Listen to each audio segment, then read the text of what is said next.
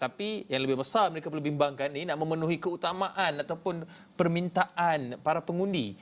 Ini yang mereka perlu, sebab kalau tak paling lama mungkin satu penggal. Kalau nasib tak baik jadi macam Pakatan Harapan, tak sampai satu penggal 22 bulan saja. Tak sempat nak membuktikan apa-apa. Tapi itu sebab yang paling penting adalah stakeholder punya kepuasan hati itu. Dan kita nak tahu apa stakeholder. Stakeholder di sini saya masukkan adalah kita semua rakyat Malaysia yang layak mengundi, 21 juta pengundi yang layak ini. Apa sebenarnya faktor-faktor yang menjadi keutamaan para pengundi dalam pilihan raya umum ke-15 ini? Sazwani, ada jawapannya? Betul. Sebelum saya memberikan jawapan, tapi bukanlah jawapan saya pun, adalah jawapan daripada dapatan oleh badan-badan kajian. Mungkin Hakim dan juga Malina, apa agaknya faktor yang menyebabkan 19 November nanti nak keluar mengundi, bagaimana, apa agaknya faktor-faktor yang menjadi calon pilihan untuk mengundi nanti, Hakim dan juga Malina? Kalau saya setuju dengan Merdeka Center, Dapatan Merdeka Center yang mana calon yang bebas rasuah dan salah guna kuasa, dan juga ada hala tuju jelas untuk Malaysia, kerana kita duduk dalam situasi ketidaktentuan politik selama beberapa bulan. Saya katakan kita boleh tak nampak ke mana hala tuju negara ni kalau pandangan peribadi saya lah. Hakim mungkin berbeza sebab dia ada Dia berbeza. Mungkin kawasannya berbeza juga. Berbeza. Pandangan Hakim dengan saya mungkin berbeza. Sama sebenarnya. Sebab bagi saya faktor integriti itu sangat penting. Kerana walaupun baik mana pun, bijak pun, tapi kalau tak ada kejujuran, integriti, transparansi itu, sebuah ketamadunan juga boleh diruntuhkan kalau tak adanya nilai prinsip itu. Tapi itu pandangan kita sendiri, kita semua berhak memberikan pandangan, tapi undi tetap rahsia. Itu yang paling penting. Kita nak bawa ke apa dapatan hasil kaji selidiknya, Sazwani? Berbalik kepada dapatan kaji selidik lah. Betul lah, memang ada individu ataupun mereka rata-rata yang ditemui sebenarnya berbalik kepada apa faktor sebenarnya mereka nak keluar mengundi. Seperti yang mungkin sedikit sebanyak apa yang dikatakan oleh Malina dan juga Hakim, antaranya adalah calon dan juga isu yang memainkan peranan besar buat pengundi pilih siapa agaknya calon untuk mewakili kawasan-kawasan yang tertentu. Ini adalah dapatan daripada Ilham Center. Sedikit sebanyak kita melihat kepada peratusan yang agak banyak dari segi demografinya, dari segi kaum, Melayu, Cina, India, Bumi Putra bukan Melayu, dan juga antara demografi usia, melihat kepada sama ada mereka ini memilih calon-calon mereka berdasarkan isu, parti ataupun calon. Okey, kalau kita lihat ini macam banyak sangat data yang saya nak berikan kepada anda. Tak apa, kita pecahkan satu demi satu. Okey, ketika ini Dapatan Ilham Center difahamkan responden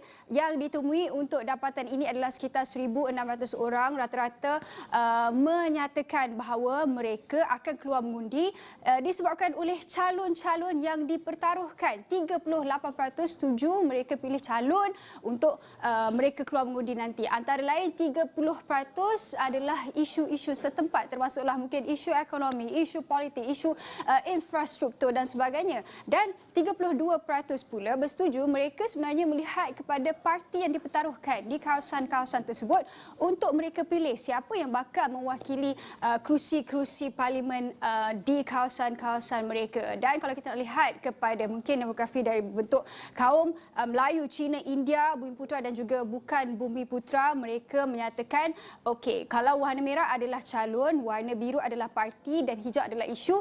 Rata-rata bersetuju. Saya kira kita melihat kepada kaum Melayu, mereka menyatakan mereka bersetuju untuk 37% itu parti.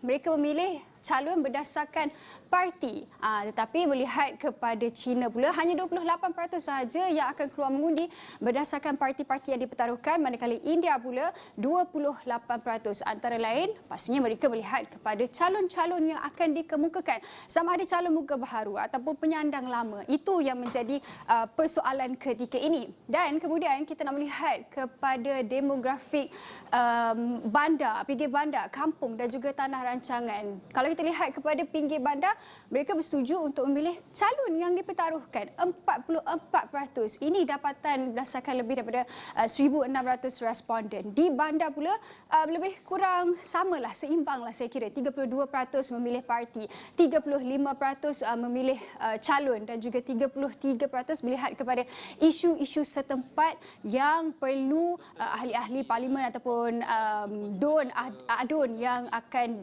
bertanding untuk membaik pulih mungkin mungkin dari segi infrastruktur dan sebagainya. Itu melihat kepada kawasan-kawasan demografik tempat, tetapi kalau kita melihat kepada umur ataupun usia mereka yang first time voters ini, yang baru pertama kali nak mengundi antara 18 ke 20 tahun, mereka melihat kepada isu setempat. 40% ingin pilih calon yang mewakili kawasan mereka. Mereka nak lihat okey, apa yang boleh diubah ataupun mungkin apa yang boleh dibaik pulih dari segi isu-isu setempat. Tapi bagi mereka yang berusia 21, 29 tahun juga sama.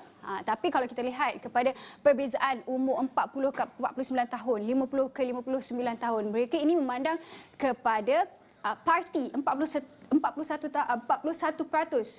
ke 59 tahun mereka melihat kepada parti, tetapi 40 ke 49 tahun mereka nak pilih calon yang dipertaruhkan bagi pilihan raya umum ke-15 ini. Ini mungkin dapatan daripada Ilham Center yang merangkumi 1,600. Okey, apa dia Malina? Apa yang ujung kiri Syazwani tu, warna biru tu yang tinggi sekali tu? Ni, okey, 60 tahun ini. Okey, ini adalah parti. Parti masih lagi mereka-mereka yang berusia 60 tahun ke atas. Ya, itu adalah perbezaan yang ketara yang kita dapat lihat ketika ini. Kalau pengundi muda mereka nak isu setempat. Isu setempat Isu setempat. Manakala 40 ke 60 tahun ini mereka memainkan calon dan juga parti.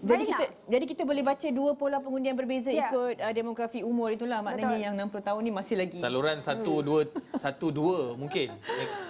setia dengan parti Ya, itu sedikit sebanyaklah dapatan yang dapat saya kongsikan. Mungkin faktor-faktor pengundi nak bersama keluar dengan imej parti, dengan logo parti. Kejap Syazwani. Okey, sila. Okey, Dr. Ji tadi ulang balik Dr. Ji. Sebab bukan saja di Malaysia, di banyak tempat, banyak negara demokrasi yang pilihan raya yang dah berumur ni, mereka dibesarkan bersama dengan parti. Okey. Katakan BN touching logo bulan tadi kata Ya, tadi. betul. PKR atau sekarang PKR dulu mata kan. Sekarang so yang berumur tu daripada kecil mereka telah bersama dengan lambang parti. Sebab tu kita melihat trend yang tu. Korang muda baru belum dididakkan, masih suci Masih dan lagi murni. sama-sama. Syazwani ada lagi baki-baki touchscreen yang nak di ni. Okey, ini saya dah kongsikan sedikit. Mungkin selepas ini saya akan kongsikan lagi perkongsian hot seats pula melihat kepada bagaimana penyandang sebelum ini majoritinya agak besar ataupun kecil dan juga penyandang-penyandang baru ataupun calon-calon baru yang dikemukakan. Boleh tak swipe ke beberapa page terdahulu? Okey, Ada satu yang mana? menarik perhatian saya. Kita melihat kepada usia ataupun kawasan demografik. Okey, ini yang merah tinggi, nampak merah tu tak? Hujung. Okey, di kanan Syazwani tu, merah tinggi tu. Apakah dia punya? Okey, ini adalah bagi Bumi Putra dan juga Bumi Putra non-Muslim. Bagi non-Muslim ini, mereka memilih isu setempat 50% untuk pilih siapa calon yang akan dipertaruhkan nanti. So, ini dia punya bacaannya. Ya. Hasil dapatan kaji selidik tinjauan dilakukan Ilham ini. Center ya. Itu antara dapatan kajian. Kita tak boleh nak sembang-sembang syok sendiri juga, kena refer pada dapatan kajian dan kita nak seperti mana tadi kita nak kena juga dapatkan juga analisis.